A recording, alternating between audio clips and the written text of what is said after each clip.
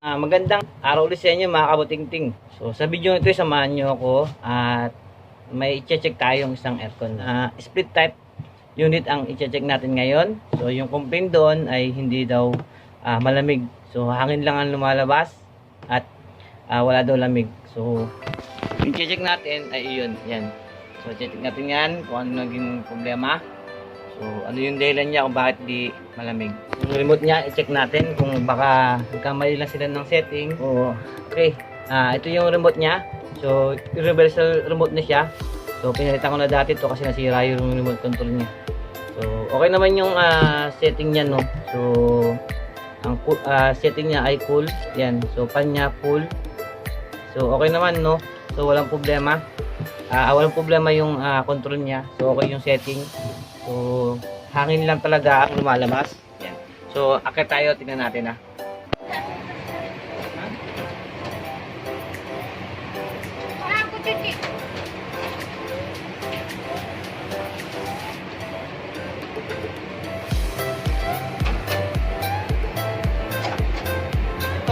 nandito naman yung sa taas. So, check yung ano. Maui yung filter niya. So, pinalinisan ko na. At yung hangin niya, malakas naman yung hangin niya, no? Pero wala lamig nga. So, ibig sabihin nun, may problema tayo sa outdoor. So, ngayon, punta tayo ngayon sa taas at check natin yung outdoor niya. No? So, dito tayo ngayon sa likod, nakabuting-ting sa outdoor niya. So, hindi umaandar, no? Hindi umaandar yung fan. Ayan, so hindi umaandar yung fan at yung compressor niya. Pero mainit yung body niya. Yan, so mainit. Kaya ngayon, hihintayin natin, no? Baka namamatay yung compressor at yung fan. So, tingnan natin, hintayin natin. Subukan ko muna to. So, i-check natin, no, kung may power. So, lagyan natin sa 250. So, ito yung supply niya. So, naka-on yung ating aircon sa loob. Makakabuting din, no? Tapos, tingnan natin kung may power.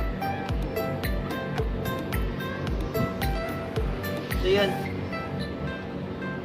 So, dito may makabuting-ting, no? So, may power naman siya. Yan. So, ibig sabihin, may binibigay siyang 220. Yan. So, may 220 siyang supply. Pero, hindi umaandar yung compressor. At ngayon, hintayin natin, no? Natin kung anong dahilan kung bakit hindi umaandar yung condenser fan at yung compressor. Pero, may supply naman siyang 220. So, ngayon, tignan natin, no? Lagyan natin ng ammeter. So, dyan sa baba, nilagyan natin ng clammeter na para makita natin kung aandar siya, no?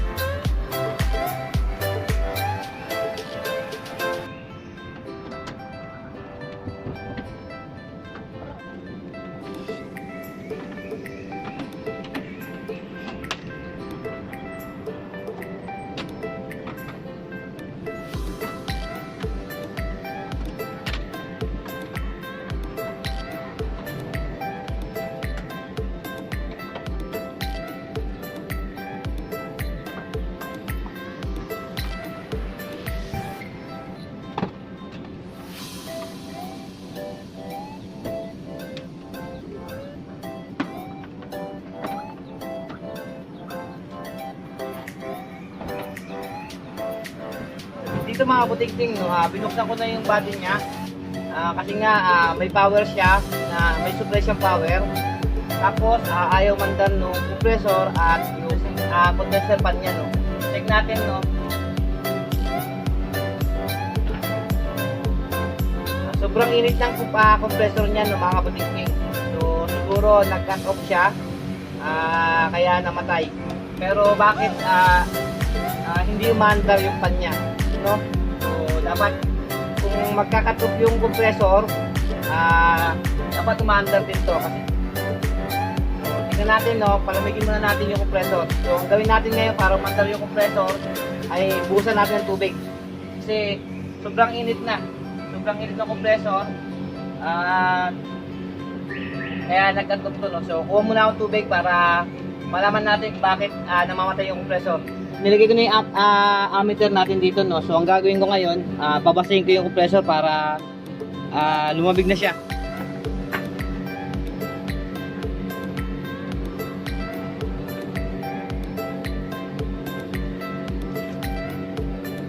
So, yan, umuusok yung ating compressor, no? Sobrang init.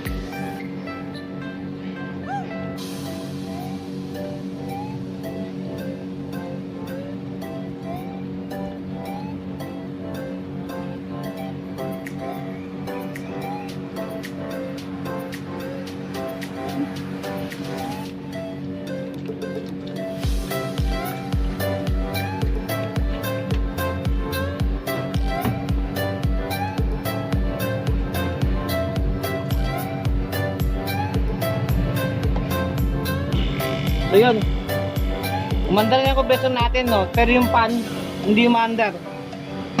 Yan. So hindi umandar yung pan natin. So makita natin dito yung pirahe, no? So 8 point. Yan. So may pirahe siya. Yan. So umandar yung compressor. Pero hindi umandar yung pan natin. So yun. So kaya namamatay yung compressor at hindi lumalamig. So, 8.7, 9, 10. So, mamamatay nga yan kasi nga tumataas yung pirahe. So, ang gagawin natin, papatay na natin doon, no? So, dyan makikita nyo, no? Ang taas na ang pirahe niya, no? 11.21 na. Yan. So, nag-high ampere na siya, kaya mamamatay yung compressor.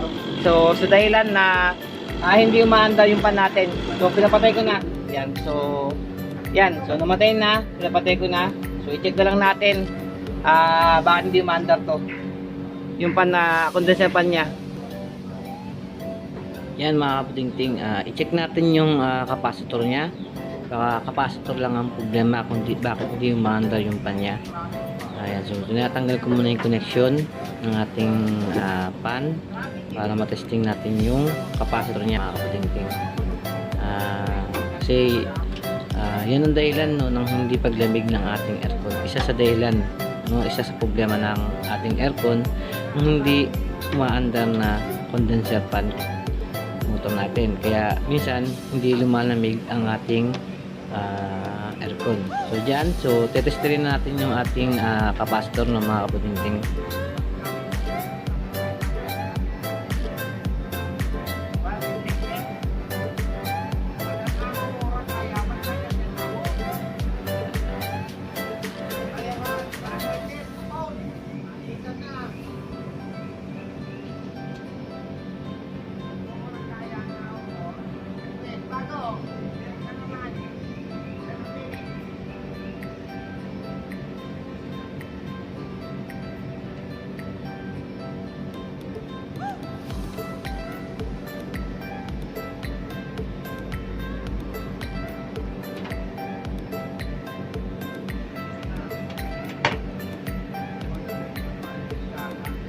So, ito mga kabuting ko, testing ko yung capacitor niya, no, yung running capacitor niya, 3 microfarad.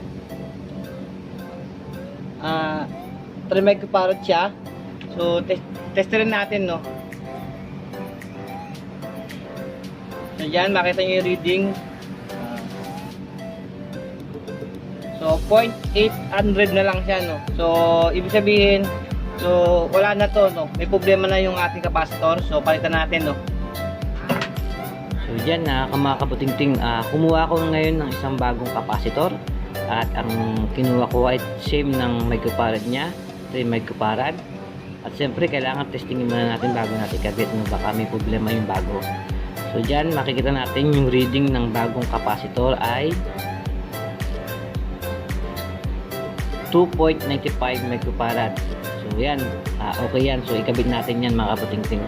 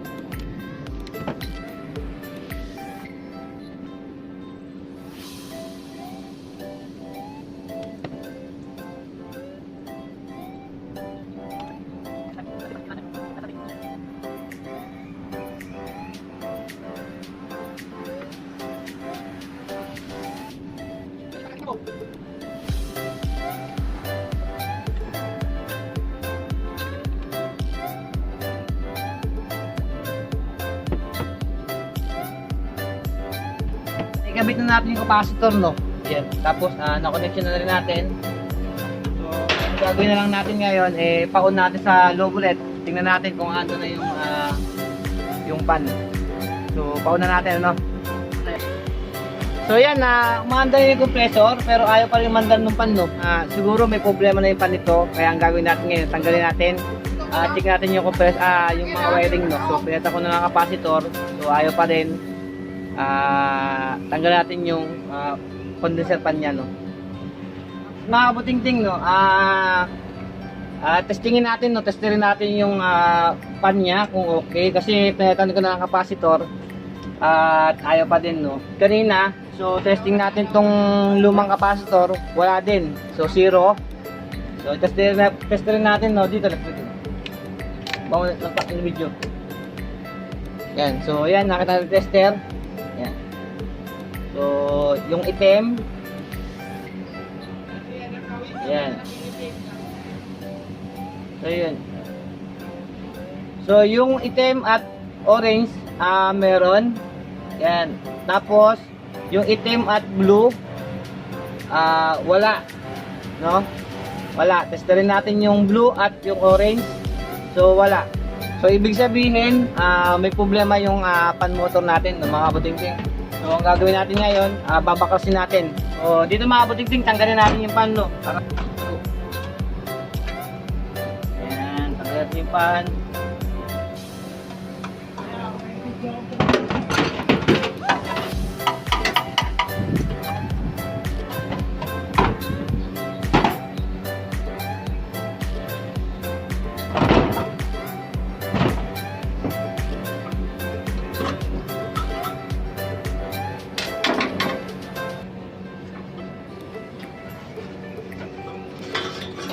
So ito mga buting-ting, no? So tinanggal na natin. So may ito. So makita mo dito, winding black at yung blue. Yan. So capacitor yung orange. So tinester natin kanina.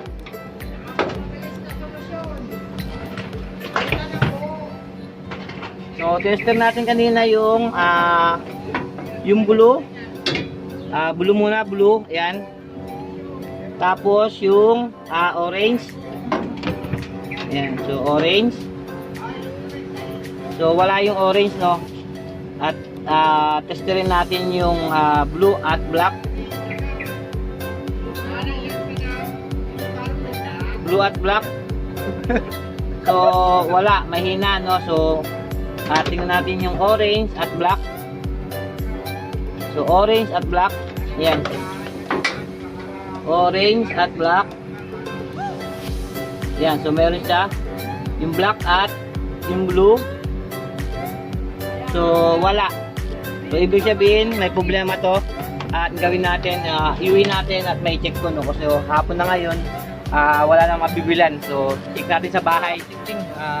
Ituloy na natin yung paggagawa ng aircon. Sensya na kayo kahapon at hindi natin nayari. Medyo late na. So late na kasi nag-complain to at wala nang mga bukas na. Ngayon, nakabili na ako ng pan motor para sa condenser natin.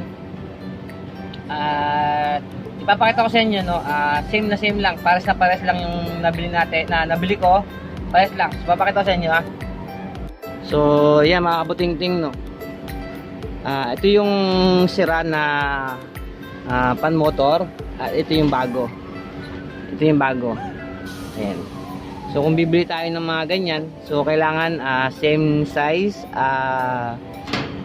same yung taas ng ating shafting. Yan. So para sa pares lang sila, di ba? At yung wiring niya ay nakakuha tayo ng same na color din, no. Orange, black at blue. Dito naman ay orange, black and blue din, no. So tingnan natin yung watts, kung ilang yung watts ng ating nabili. So diyan makita natin, no, yan. So 50 watts lang siya, 50 watts, at yung luma ay same din siya, no, 50 watts and 0.48 amperes, at pares lang sila, no, 0.48 voltage amperes. So ngayon, ang gagawin natin ngayon mga kabutingting, install na natin to, no? Para malaman na natin kung okay yung ating aircon. So install na natin, no, mga kabutingting.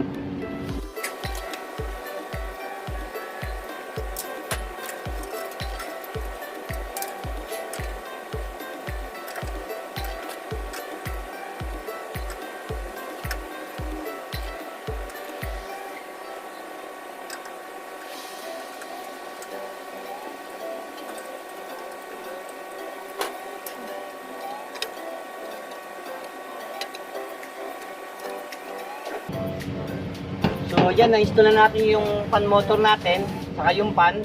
So i-connection na natin yung ating wiring, no. So yan, dito mga kabutingting, i-connection na natin yung wiring ng ating fan motor, no. Yung blue ay capacitor. Yan, yung blue ay capacitor. Yan. Yan, so kasama ng blue ay yung ating line 2 or yung neutral. Tapos yung orange ay dito sa isang capacitor. Tanggalin natin to. Yan. Buit natin dito. Yan. Tapos yung item ay sa line 1. So kukoneksyon natin dun yun at puputulin ko muna, no, kasi dito walang connector, no, na pwedeng ilagyan to. So kaya gagawin ko, putulin ko na to at isama ko dito. So dahil lang, ha. So dyan mga kabutingting, so na-connect na natin yung ating fan motor, no. Yan.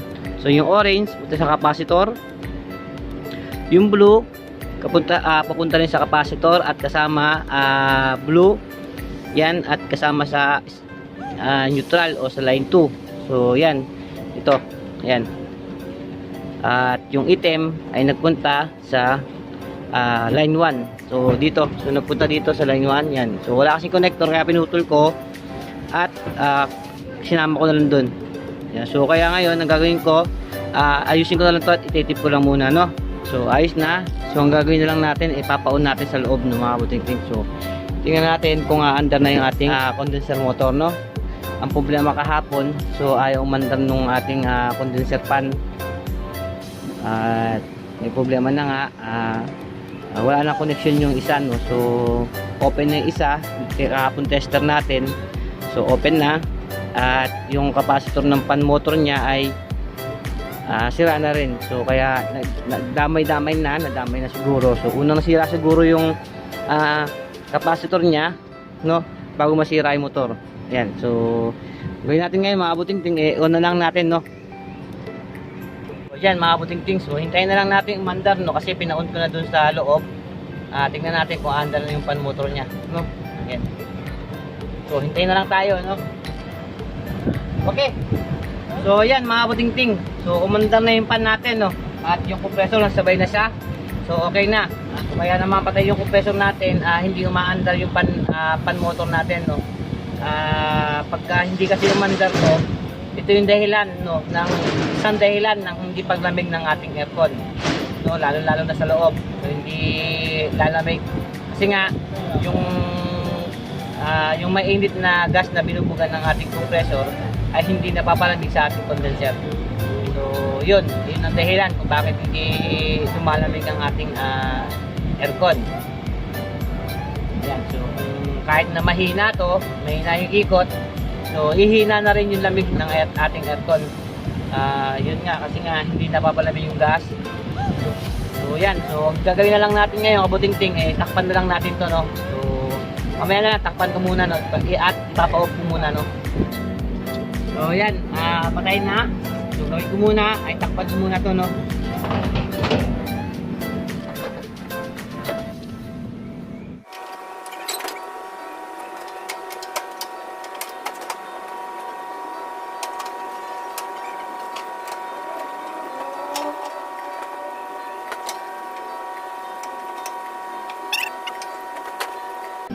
So yan mga kabutingting, natakpan na natin. So pinahon ko ulit. So yan, no, mga kabutingting, isang dahilan, no, ng hindi paglamig ng ating aircon, yung fan. Yan, una natin, umandar na ulit. Yan. Yun na nga. Minsan, ito yung dahilan ng hindi paglamig ng ating aircon, no? Yung hindi umaandar yung condenser fan motor. Isa sa problema, no? Isang nagiging problema ng hindi paglamig ng ating aircon ay yung fan. Yan. So, pag hindi umandar to, hindi natin nakita, so, mamamatay lang ang compressor. So, bakit mamamatay? Kasi nga, mag-high ampere yung ating compressor, tataas yung amperahe hanggat mag-cut off na siya. So, yun. Mawawala yung lamig. Kasi nga, hindi niya napapalamig yung gas na binubugan ng ating compressor. Yun. So, isang dahilan to, mga kabutingting, ng hindi paglamig ng ating aircon. So, maraming mga dahilan, maraming problema, maraming pinanggagalingan ng hindi paglamig ng aircon, no? So, ito to. Pinakita ko dito sa inyo sa video na to na isang dahilan, no? Isang dahilan kung bakit hindi lumalamig yung ating aircon. So, ngayon gagawin na. So, ayan, umandar na yung ating evaporator, no? Evaporator fan. Umandar na. So, kailangan na linisan. So, medyo mainit na rin. I-schedule na para linisan to, servisan. So, ang gawin natin ngayon, mga kabutingting, punta tayo sa loob para check natin kung malamig, no? So, yun. So, nakita natin yung problema, yung fan motor ng condenser natin. Hindi naman, kaya hindi malamig. So, punta sa loob. So, yan, mga kabutingting. So, nandito na tayo ngayon sa indoor. Yan. So, kahapon, na-check natin, hangin lang yung lumalabas, no? Hangin lang yung binubugan niya. Walang lamig. At ngayon, ayan, so malamig na siya, no? So nakalimutan ko kasi yung pan-check ko na lamig. At dito ko rin makita kung lumamig talaga, pero lumamig, no? Ngayon, kabit na natin yung filter. So kahapon maruming na to. Sobrang dumi rin. So pinalinisan ko na. Kabit na natin.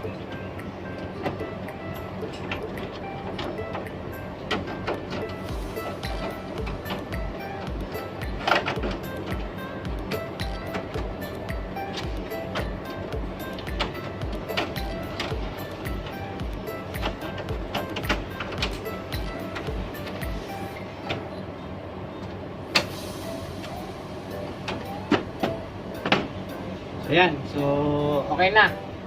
Malamig na yung aircon na ginagawa natin. So pasensya na at continue ko lang yung gawa ko kasi nga kahapon late na. So late na ako gumawa. Nasaraan na ng mga tindahan. Kaya yan. So patuloy ko na lang ngayon. So okay na yung aircon na ginawa natin. So malamig na. Ayan. So yun mga kabutingting. So dito sa video na to, no, pinakita ko kung ano yung isang dahilan at kung bakit hindi lumalamig yung ating aircon, no. Isang dahilan yun, yung hindi umaandar yung ating condenser fan motor. So isa sa problema yun, no, na hindi paglamig ng ating aircon. So paano? Hanggang dito na lang yung video ko. At sana kung sa video ko ito may natutunan kayo sa simpleng video ko, no. At kung hindi pa kayo nakasubscribe sa akin, so huwag nyo kalimutan, no. So welcome po kayo sa aking YouTube channel. So huwag nyo na kalimutan mag-subscribe.